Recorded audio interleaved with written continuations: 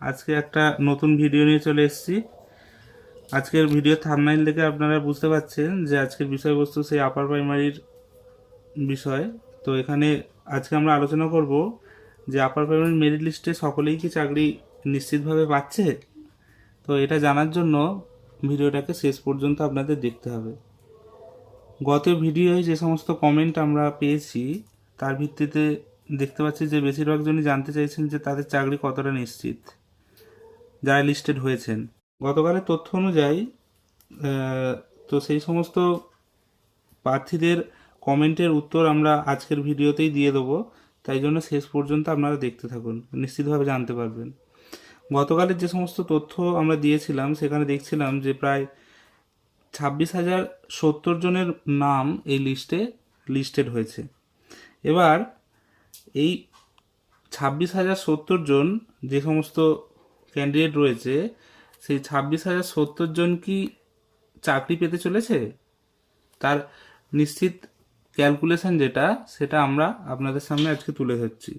দেখুন যে ইন্টারভিউতে কল ফর ইন্টারভিউ ক্যান্ডিডেট আমরা যদি দেখতে পাই, এখানে দেখতে পাচ্ছি 29,000-এর মতো অ্যাপ্রক্স, যেটা আমরা বিভিন্ন ইলেকট্রনিক্স মিডিয়া বা বিভিন্ন খবরের কাগজ থেকে যে তথ্য সংগ্রহ করেছি কালকে আমরা প্রোভাইড করেছি, সেখান থেকে দেখতে পাচ্ছি। এরপর দেখতে পাচ্ছি candidate selected for merit list, merit লিস্টে স্থান পেয়েছে কত, প্রায় 26,000-এর মতো। তো এখান থেকে যদি আমরা এটা বাদ দিতে দেখতে পাচ্ছি যে প্রায় 3,000-এর মতো ক্যান্ডিডেট, যেটাকে নাকি এসএসসি যে কমিশন, সেই কমিশন 3,000 ক্যান্ডিডেটকে নিজেরাই বাদ দিয়ে দিয়েছে। তাহলে আমাদের যে সংখ্যাটা দাঁড়ালো সেই 26,000, সেই 26,000-এর যদি 1:1.4 রেশিও করলে সিট সংখ্যাটা দাঁড়াচ্ছে প্রায় 21,000-এর মতো, অ্যাপ্রক্সিমেটলি 21,000-এর মতো।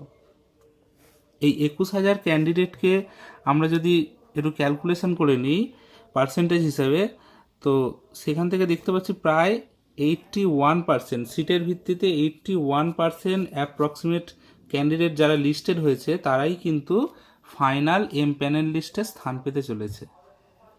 আর বাকি রইল কত, 100% থেকে যদি 80% আমরা বাদ দিলে পড়ে থাকছে 19%-এর মতো ক্যান্ডিডেট। এই 19%-এর মতো ক্যান্ডিডেট যারা থাকছে, এরা কিন্তু ওয়েট লিস্টেড হিসাবে লিস্টেড হতে চলেছে।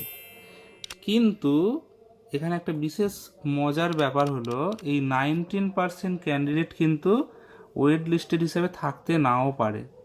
কিভাবে থাকতে নাও পারে, সেই গ্রাউন্ডটা হচ্ছে কমিশনের সদিচ্ছা। কমিশন যদি চায় তাহলে এই 19% ক্যান্ডিডেট যারা ওয়েট লিস্টেড হতে চলেছে তারাও কিন্তু প্যানেল লিস্টে আসতে পারে। সেটা কিভাবে হতে পারে না, 2019 পর্যন্ত যে সমস্ত ভ্যাকেন্সি ডিক্লেয়ার হয়েছে সেখানে দেখা যাচ্ছে প্রায় অ্যাপ্রক্সিমেটলি 30,000 পর্যন্ত ভ্যাকেন্সি হতে চলেছে। এই 30,000 ভ্যাকেন্সি সবটা কিন্তু কমিশন এই নিয়োগের ক্ষেত্রে 2016 নিয়োগের ক্ষেত্রে কিন্তু কমিশন করতে চাইছে না, কারণ পরবর্তী যে এসএসসি আছে সেখানে তারা সেই সিট সংখ্যাটাকে ধরে রাখতে চাইছে। কিন্তু কোর্টের চক্করে পড়ে কমিশন 1:1.4 যেটা তাদের বিজ্ঞপ্তিতে বলা ছিল, সেই রেশিও মেনটেন করতে গেলে যে সংখ্যাটা দাঁড়িয়েছে, যে সংখ্যাটা আমাদের কাছে এসেছে, সেই 21,000-এর সংখ্যাটাকে মেনটেন করতে গেলে এই সিটটাকে কিন্তু বাড়াতে হবে। এবং সেই সিট যদি বাড়ানো হয় তাহলে কিন্তু এই 19% যে সমস্ত ক্যান্ডিডেটরা পড়ে রয়েছে ওয়েট লিস্টেড হিসেবে পড়ে থাকতে চলেছে, তারা কিন্তু জব সিকিউরলি পেতে চলেছে। তাহলে বুঝতে পারছেন বন্ধুরা, কিভাবে এই যে সমস্ত ক্যান্ডিডেটের নাম এই লিস্টে এসছে সেখান থেকে প্রায় সকলেই চাকরি পেতে চলেছে। আর বলে দিই যে এক লাফে কিন্তু আমাদের যে ক্যান্ডিডেটের আরেকটি বিশেষ সুখবর হলো, সৌমিত্র সরকার এবং শিক্ষামন্ত্রীর মধ্যে কিন্তু জরুরি বৈঠক আলোচিত হয়েছে। যে বৈঠকে কিন্তু শিক্ষামন্ত্রী এবং সৌমিত্র সরকার এসএসসির চেয়ারম্যান, তারা কিন্তু আলোচনার মাধ্যমে মোটামুটি এটা ঠিক করেছেন যে লিস্টের মধ্যে নাকি ভুরি ভুরি অভিযোগ আসছে ভুলে ভর্তি। এই ভুল কিন্তু ভুল নাকি ইচ্ছাকৃত ভুল, সেটা পরবর্তী সময় বলে দেবে। তো কোর্টের কাছে এই লিস্টটা জমা দেওয়ার কথা ছিল এবং এই লিস্টটাকে রেকটিফাই করে ঠিকঠাক লিস্ট বানানোর একটা ব্যাপার ছিল। তো সেই জন্য সৌমিত্র সরকার চাইছে না কোর্টের কাছে আরেকবার ধাক্কা খেতে, যাতে করে এই নিয়োগ প্রক্রিয়া আটকে যায়। তাই খুব সুনিশ্চিতভাবে এটুকু আপনাদের আশ্বস্ত করতে পারি যে 25 তারিখের পর কিন্তু লিস্ট রেকটিফাই হতে চলেছে এবং যোগ্য প্রার্থীরা কিন্তু তাদের সুযোগ পাবে।